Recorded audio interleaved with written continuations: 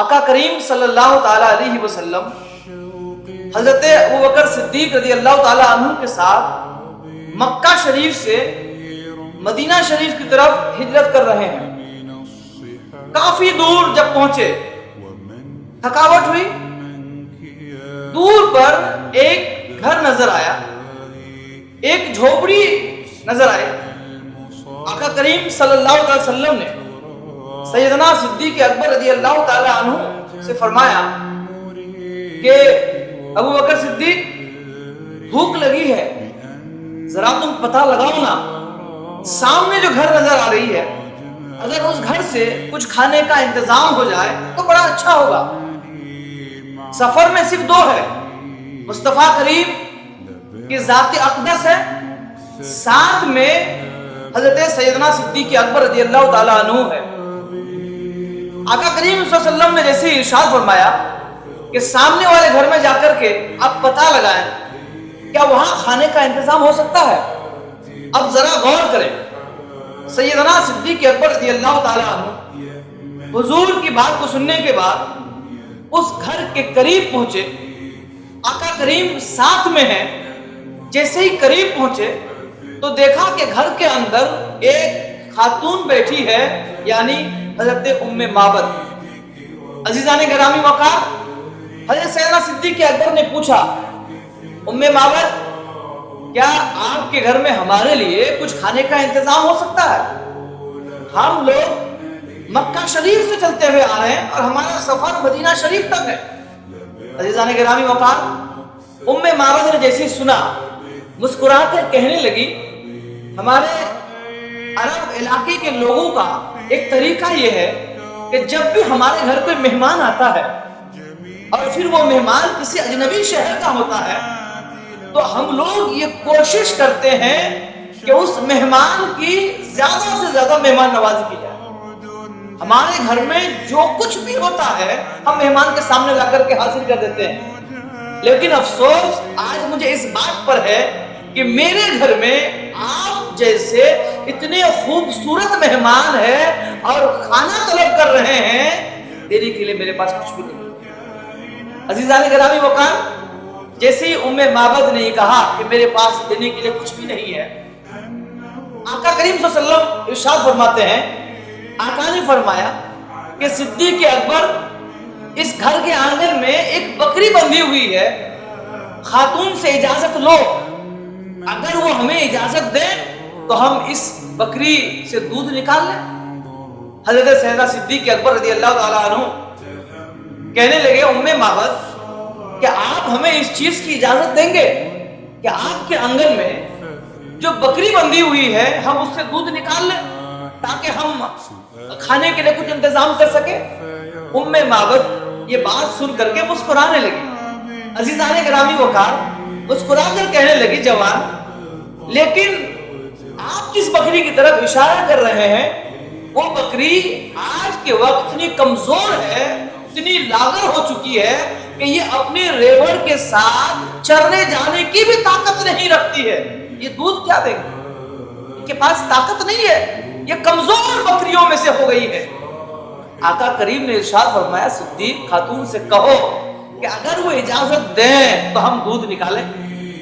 خاتون کہنے لگی اس بات کو سننے کے بعد کہ جوان، اگر آپ لوگ یہ چیز کرنا چاہتے ہیں تو مجھے کوئی دقت نہیں ہے، آپ نکال سکتے ہیں، لیکن یاد رکھیے گا یہ بکری کمزور ہے۔ میرے عزیز دوستو، آقا کریم صلی اللہ علیہ وسلم کو جیسی اجازت ملی، آقا کریم اس بکری کے قریب پہنچے۔ جیسے اس بکری کے قریب پہنچے، آقا نے اپنا دستے مبارک اس بکری کے پیٹھ پر پھیرنے لگے۔ جیسے ہی دستے مبارک آقا کریم نے بکری کے پیٹھ پر رکھا، آپ کا ایمان تازہ ہو جائے گا۔ کہا جاتا ہے کہ وہ بکری جس کو ام معبد کمزور کہہ رہی تھی، وہ اس وقت ان کے ریوڑ کی تمام بکریوں میں مضبوط نظر آ رہی ہے۔ آگے یہ فرماتے ہیں کہ آقا نے جیسی اپنا دستے مبارک اس بکری کے بدن پر پھیرنے لگا تو دیکھا کہ اچانک اس بکری کے تھنوں میں بہت زیادہ دودھ جمع ہو گیا۔ آقا نے فرمایا، صدیق اکبر माबद से कहो कि वो अपने घर की कोई बर्तन लेकर के आए। जब बर्तन तलब किया गया, माबद सोचने लगी ये कमजोर बकरी है, ये लागर है, ये क्या दूध देगी। उनके सोच के हिसाब से उन्होंने एक छोटा सा बर्तन लिया और ला करके हुजूर पाक सल्लल्लाहु ताला अलैहि वसल्लम की दस्ते मुबारक में थमाया। आका करीम ने उस बकरी से दूध निकालना शुरू किया। अब आका करीम का मौजज़ा देखिए आप, और मेरे मुस्तफा के दस्ते मुबारक का कमाल देखिए। आका करीम दूध निकाल रहे हैं, बर्तन भर गए। कहने लगे दूसरे बर्तन लेकर के आओ, वो भी भर गया। सारे बर्तन तलब किए गए, घर के सारे बर्तन दूध से लबालब भर गया। उम्मे माबद कह रही है जब सारे बर्तन उस बकरी के दूध से भर गया तो मैंने कहा कि अब मेरे घर में कोई बर्तन नहीं है। आका करीम फरमाने लगे उम्मे माबद ये दूध आप भी पियो और हम लोग भी अब इसको पिएंगे। सैयदना सिद्दीक़ अकबर और आका करीम सल्लल्लाहु ताला अलैहि वसल्लम ने उस दूध को नोश फरमाया, और जब दूध नोश फरमा लिए आका करीम ने हाथ उठाई और उम्मे माबद के हक में दुआ की। आका दुआ फरमाने लगे। दुआ करने के बाद आका करीम हजरत अबू बकर सिद्दीक के साथ उस उम्मे माबद के घर से निकलकर मदीना शरीफ की तरफ रवाना हो गए। आका करीम सल्लल्लाहु ताला अलैहि वसल्लम घर से रवाना तो हो गए, लेकिन उम्मे माबद जो घर में थी और उनके साथ उनका एक बेटा इब्ने माबद जो उनके साथ में थे, ये दोनों इस बात में हैरान थे कि आखिर ये लोग हैं कौन जो मेरे घर में इतनी कमजोर बकरी थी, इन्होंने अपना दस्ते मुबारक रखा कि मेरे घर के सारे बर्तन दूध से लबालब भर गए। माँ और बेटा आपस में बस इसी डिस्कस में है, एक दूसरे से पूछ रहे हैं अम्मी ये इतने खूबसूरत लोग कौन हैं, ये कहां से आए जिनका ये कमाल कि जिस बकरी को कमजोर समझ करके हमने घर में रख लिया उन्होंने इतना दूध दे दिया, उस बकरी से इतना दूध निकाला गया। मेरे अजीज दोस्तों, बात चल रही थी माँ और बेटे के दरमियान। शाम हो गई। जैसे शाम हुई उम्मे माबद का शोहर अबू माबद अपने तमाम रेवर को लेकर के अपने घर के करीब पहुंचने लगे। जैसे ही घर के करीब पहुंचे, अभी घर के अंदर अबू माबद दाखिल नहीं हुए, दूर से मुस्कुराकर कह रहे हैं उम्मे माबद आज मामला क्या है। कहने लगे क्या हुआ। कहने लगे आज हमारे मकान से एक ऐसी खुशबू आ रही है जो मुझे तरोताजा कर रही है। अजीज़ाने गिरामी वक़ार, हज़रत उम्मे माबद ने जैसे ही हज़रत अबू माबद से इस बात को सुना और खुश हो गई। कहने लगे अबू माबद आप घर के अंदर तशरीफ लेकर के आए।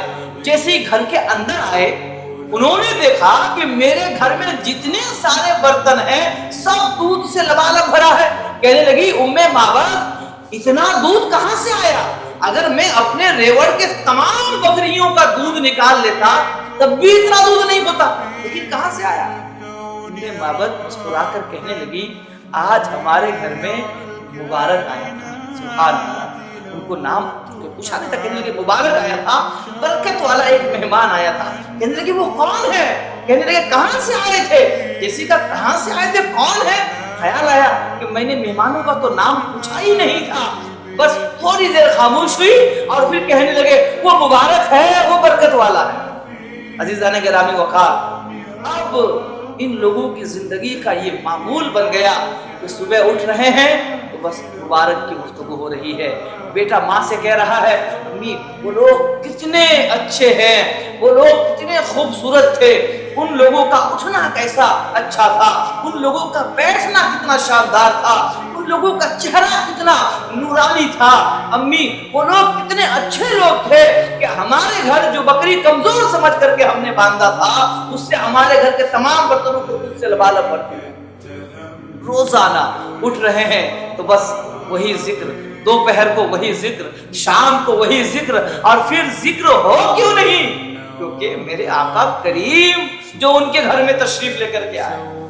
अजीज़ाने गिरामी वक़ार, अबू माबद अपनी बीबी उम्मे माबद से कहने लगे कि उम्मे माबद अब अगर ये मुबारक ہمارے گھر میں دوبارہ کبھی تشریف لے کر کے آئے تو تم مجھے ضرور بلانا، میں قریب میں ہی اپنی بکریوں کو چراتا ہوں، تم جیسے ہی مجھے بتاؤ گے کہ وہی مبارک آیا ہے، میں تمام کام چھوڑ کر کے گھر آ جاؤں گا تاکہ میں اس مبارک کو دیکھ سکوں۔ عزیزان گرامی کو کہا کیا کہ تاکہ اس مبارک کو دیکھ سکوں، لیکن بس ایک معمول بن گیا تھا، گھر میں وہی ذکر ہو رہا ہے۔ ابو معبد کہنے کے ام معبد ذرا اور بتاؤ نا وہ کیسے تھے، وہ کس انداز سے آئے۔ اب ام معبد بس آقا کریم کے چہرے انور کی تعریف کرے جا رہے ہیں، اور پھر کیوں نہ تعریف کرے، اگر میں اپنے لب و لہجے میں کہوں تو یہ کہوں کہ جس نے آقا کو قریب سے دیکھا، جنہوں نے آقا کو قریب سے دیکھا،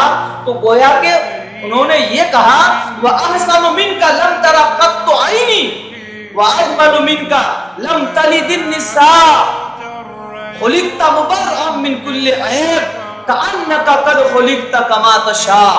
جو آقا کو قریب سے دیکھیں وہ یہ کہہ رہے ہیں، اور جو آقا کو 1300 سال کے فاصلے پر دیکھ رہے ہیں وہ یہ کہہ رہے ہیں وہ کمال حسن حضور ہے کہ غمان نفس جہاں نہیں، یہی پھول خار سے دور ہے، یہی شمع ہے کہ دھواں نہیں۔ وہ آقا کریم کے ذات، وہ کمال حسن حضور ہے۔ کہنے لگی ام معبد ابو معبد وہ مہمان اتنے خوبصورت تھے کہ اگر دور سے دیکھا جائے تو صاحب جمال نظر آتے ہیں، اور اگر قریب سے دیکھا جائے تو صاحب حسن و کمال نظر آتے ہیں۔ کیا تعریف کر رہے ہیں آقا کریم۔ عزیزان گرامی وقار، اور پھر ان لوگوں کا جذبہ اور تڑپ دیکھیے، روز یہی باتیں ہو رہی ہیں گھر میں۔ کہنے لگے کبھی آئے تو مجھے آپ ملانا۔ زندگی کے ایام گزرتے چلے گئے۔ ایک دن بالاتفاق یہ ہوا کہ ام معبد اپنے بیٹے ابن معبد کو لے کر کے اپنی کچھ ذاتی کام کے لیے مدینہ شریف کی طرف گئی، چیزیں خریدنے کے لیے بستی سے باہر نکل کر مدینہ شریف کی طرف۔ جیسے ہی ام معبد اپنے بیٹے کے ساتھ مدینے کی گلیوں میں اپنی ضروریات کے سامان کو لینے کے لیے گھوم رہی تھی، اچانک ان کے بیٹے کی نظر سیدنا صدیق اکبر پر پڑی۔ چلا کر کہہ رہی ہے امی جان وہ دیکھو مبارک کا دوست رفیق اس گلی میں گھوم رہے ہیں۔ سبحان اللہ، کہہ رہے اس مبارک کا دوست رفیق اس گلی میں گھوم رہے ہیں۔ ام معبد اور ابن معبد دوڑتے ہوئے حضرت سیدنا صدیق اکبر کے قریب پہنچ کر کہنے لگے یار آپ ہی تو بتاؤ کہ وہ مبارک مہمان جو آپ کے ساتھ تھے، جنہوں نے اپنا دست مبارک میری کمزور بکری میں رکھا اور میرے گھر کے تمام برتن دودھ سے لبالب بھر گئے، ہمیں ان سے ملاؤ نا، وہ کہاں ہے؟ ہمارے دل میں تڑپ ہے، ہم آج تک اس چہرے کو کبھی بھلا نہیں پائے۔ کیسے بھلائیں گے؟ کیسے اس چہرے کو بھلا سکتے ہیں؟ کہا گیا ہے نا کہ سب سے اعلیٰ و اولا ہمارا نبی، سب سے بالا و اعلیٰ ہمارا نبی۔ کیا خبر کتنے تارے کھلے چھپ گئے پر نہ ڈوبے نہ ڈوبا ہمارا نبی۔ جیسے ہی سیدنا صدیق اکبر نے ان کی تڑپ دیکھی تو کہنے لگے آئیے میں آپ کو ملاتا ہوں۔ ماں اور بیٹا دونوں سیدنا صدیق اکبر کے ساتھ حضور کی بارگاہ کی طرف جا رہے ہیں۔ ان کو اب بھی نہیں پتا ہے، بس اتنا جانتے ہیں کہ وہ مبارک ہے، برکت والے ہیں۔ سیدنا صدیق اکبر لے کر کے گئے۔ جیسے ہی گئے حضور کے چہرے انور کو جیسے ہی ام معبد نے دیکھا، ماں اور بیٹا ایک ساتھ اپنے سر کو حضور کے قدموں میں جھکا کر یہ کہنے لگے مبارک آپ ہمارے گھر میں آئیے، کیونکہ آپ کے آنے سے میرے گھر میں اتنی برکت ہوئی کہ پہلے کسی چیز کی کمی ہوتی تھی، اب دوگنا ڈبل ہو جا رہی ہے۔ سبحان اللہ، یہ حضور کی قدم میں مبارک کی برکت ہے۔ آقا کریم صلی اللہ علیہ وسلم کی بارگاہ میں جب ان کی یہ محبت کا نظارہ دیکھا گیا تو سیدنا صدیق اکبر کہنے لگے کہ آپ جن کو مبارک کہہ رہے ہو دراصل میں یہی اس دنیا میں اول اور آخری نبی حضرت سیدنا احمد مجتبی محمد مصطفیٰ صلی اللہ تعالی علیہ وسلم ہیں، جو اللہ کے نبی و رسول۔ جیسے ہی ام معبد نے یہ سنا تو کہنے لگے کہ آپ مجھے کوئی بھی چون چارہ کرنے کی گنجائش میرے پاس نہیں ہے، آپ بس مجھے اپنا ہاتھ دیجئے اور مجھے اپنا کلمہ پڑھا کر کے مذہب اسلام میں داخل کر۔ ماں اور بیٹا دونوں مل کر کے کلمہ پڑھ کر کے اسلام میں داخل ہوئے۔ اس کے بعد ان کا ایمانی جذبہ اور دوگنا ہو گیا. وہ جب مدینہ شریف سے لوٹے اپنے گھر کی طرف گھر آئے, بیٹا کہہ رہا ہے امی جان جب ابا آئیں گے تو آج کا واقعہ میں بتاؤں گا. امی کہہ رہے نہیں بیٹا میں بتاؤں گا, بیٹا کہہ رہے نہیں میں بتاؤں گا. آپس میں ڈسکس ہو رہا ہے اور اپنے والد گرامی ابو معبد کے آنے کا انتظار ہو رہا ہے. ذرا اس وقت کے حالات کو اپنی نظروں میں بسائیے اور سوچئے کہ کیا خوشی کا عالم رہا ہوگا ان لوگوں کے گھر میں. شام ہو گئی, جیسی شام ہوئی ابو معبد گھر آئے بکریاں لے کر کے. بیٹا زور سے کچھ کہہ نہیں جا رہے تھے, اتنے میں معبد نے کہا ابو معبد کو گھر میں آ تو جانے دو. جیسے ہی ابو معبد گھر کے قریب آئے تو آ کر کہنے لگے معبد وہ خوشبو وہ مہک جو آج سے کچھ دن پہلے ہمارے گھر میں مبارک آئے تھے اس وقت آ رہی تھی. معبد وہ خوشبو آج مجھے ہمارے گھر میں پھر آ رہی ہے, کیا مبارک پھر ہمارے گھر میں آ گئے تھے؟ جیسے ابو معبد نے کہا کیا مبارک پھر ہمارے گھر میں آ گئے تھے؟ معبد مسکرا کر کہنے لگی کہ ابو معبد آج مبارک ہمارے گھر نہیں آئے تھے, آج میں اور ابن معبد دونوں مبارک کے گھر چلے گئے تھے. ان کے گھر ہم لوگ گئے تھے, پورا واقعہ بتایا.